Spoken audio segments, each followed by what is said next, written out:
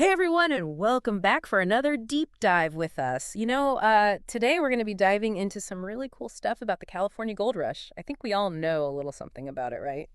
Yeah. And the basics. Yeah, we found this list on the Top Ten's website called Top 10 Weird But True Things About the California Gold Rush. Yeah, and one of the things that I think is pretty interesting is that a lot of people don't know that it wasn't America's first gold rush. Oh, really? Yeah, so like 50 years before the whole California gold rush thing took off, there was actually a smaller one. It happened in North Carolina. Mm. And get this, it was all because somebody found this huge 17-pound gold nugget. Whoa, 17 pounds. I mean, I can only Yeah. imagine what that would be worth nowadays. Yeah, Yeah, that yeah. would definitely cause a frenzy. Oh yeah, it totally did. Something like 30,000 people ended up going to North Carolina, hoping to strike it rich themselves. That's pretty wild. I wonder how many other gold rushes there were that we just don't know about. But anyway, I guess back to California. Um, One thing that really stood out to me on this list was how few women were actually there during the gold rush. Yeah, it says here that in 1852, like 92% of the people searching for gold were men. Yeah, well, you have to think about it. This was like the mid-1800s. Mm-hmm. Back then, there were some pretty strict ideas about what men and women were supposed to be doing. Yeah, Women were mostly expected to stay home and take care of the house and family. right. So the idea of a woman, heading out west to try to find gold that was considered really out there. It makes you wonder how things might have been different if more women had been involved, though, right? Oh, totally. The whole social scene would have been completely different for sure.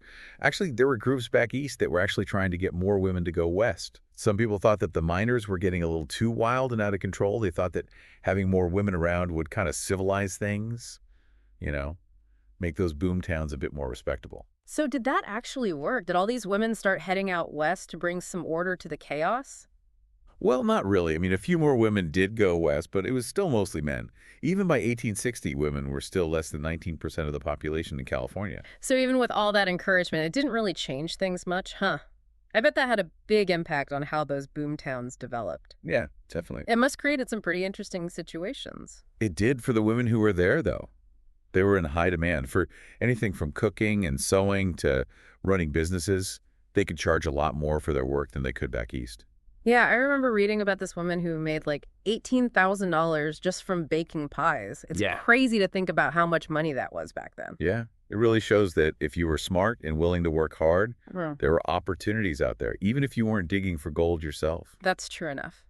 Speaking of things out west, I always think about Death Valley when I think about the gold rush. It has such a dramatic name. I always thought it was named after like something from the Bible or some scary legend. It's actually not. Death Valley got its name from a really sad event. A group of 13 prospectors were trying to cross this scorching hot valley in eastern California, Hmm. and the heat was just too much for them. They all ended up dying. That's terrible. It's a reminder that the gold rush wasn't all fun and games, huh? There were real risks involved. Yeah, the landscape itself could be really dangerous. And then when you add in all those people rushing to California, it put a lot of pressure on the environment. Like, think about it. In 1848, California's population was only around 157,000 people, mostly Native Americans. Right? But by the mid-1850s, over 300,000 new people had moved there. Wow. That's a huge increase in just a few years. What kind of impact did that have? Well, all those people needed resources, right? Mhm. Like wood for building food, water. Yeah. And they weren't always careful on how they got those resources, so deforestation became a big problem. It's easy to forget about those kinds of things when you think about the excitement of the gold rush. Yep. Oh. And speaking of the gold rush, I always think about the San Francisco 49ers football team. I mean, obviously they got their name from the gold rush, right? Exactly. The 49ers were all the people who went to California in 1849 hoping to find gold.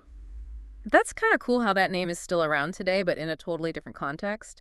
That makes me think about the whole idea of the California dream, too. Back then, it was all about finding gold and getting rich quick. But I wonder what it means to people today. Hmm. That's an interesting question.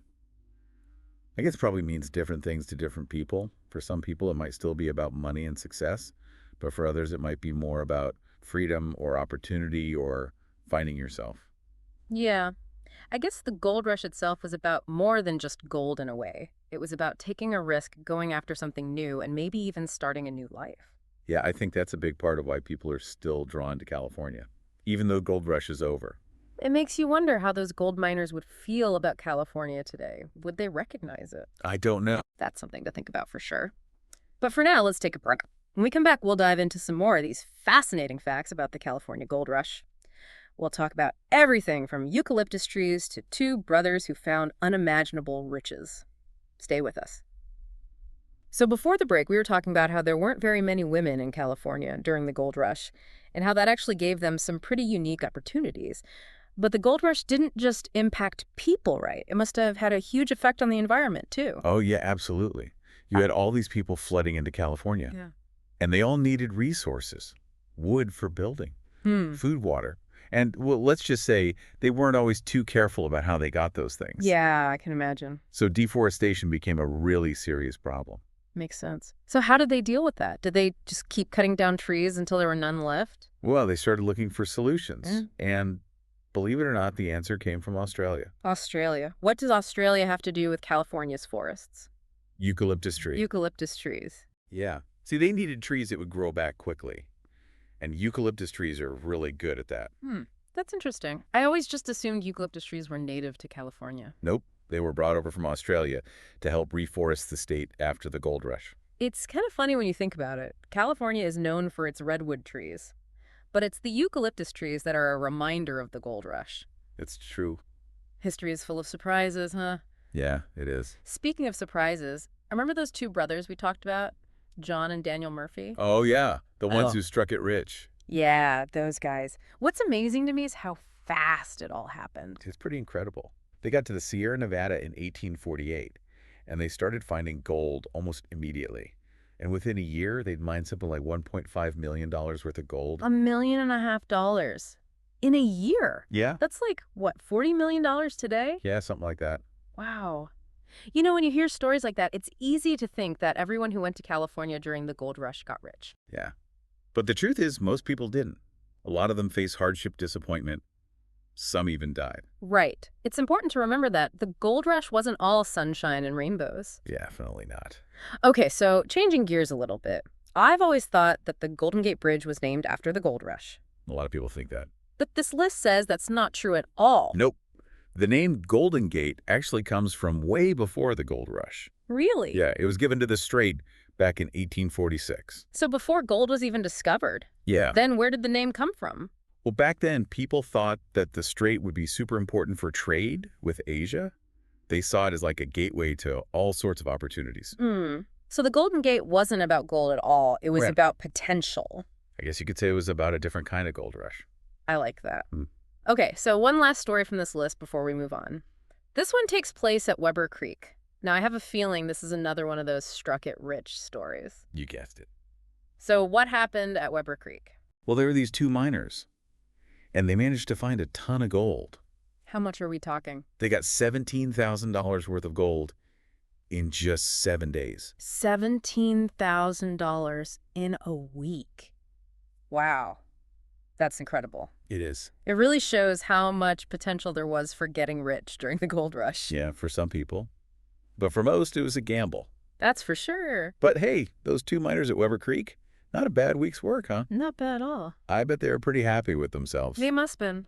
It's amazing how these stories have lasted for so long. Yeah, they really capture the imagination, don't they? They do. And they make you wonder, what other stories are out there waiting to be discovered? Who knows? But I bet there are plenty. I bet so too. Welcome back to the show, everyone. Glad to be back. You know, we've been talking about all these wild and crazy things about the California gold rush. And I think we've got one more fact that's going to really blow your mind. It kind of ties back to what we were talking about before the break, you know, about how women found their own ways to be successful during the gold rush, even though there weren't very many of them around. Exactly. You know, it's easy to get caught up in the whole striking it rich narrative of the gold rush. Right. But there were other ways to find success. So what are we talking about here? Okay, so picture this. It's the early days of the gold rush. There are all these men everywhere working hard, trying to find gold. Right. But they're also missing something. Home, family, companionship. Yeah, I can see that. I mean, being surrounded by all those guys all the time, you'd start to miss having some female company. For sure.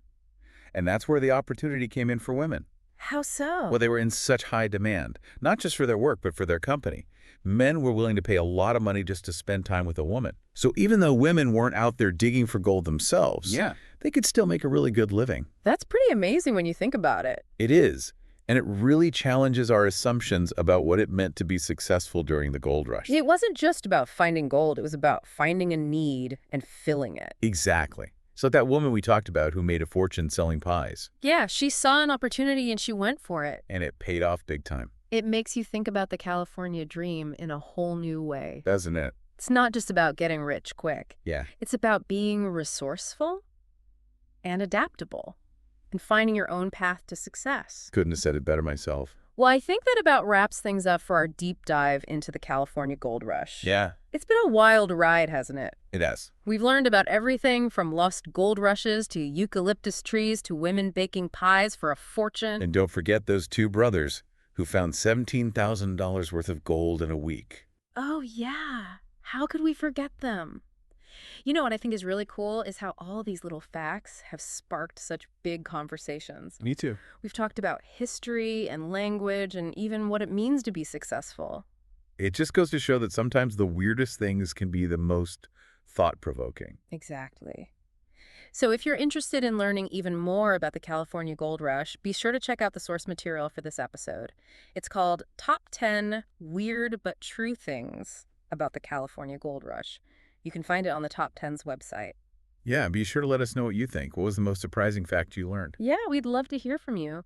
And until next time, keep exploring, keep learning, Yeah. and keep those minds open to all the weird and wonderful things that history has to offer. That's what it's all about. Thanks for joining us, everyone.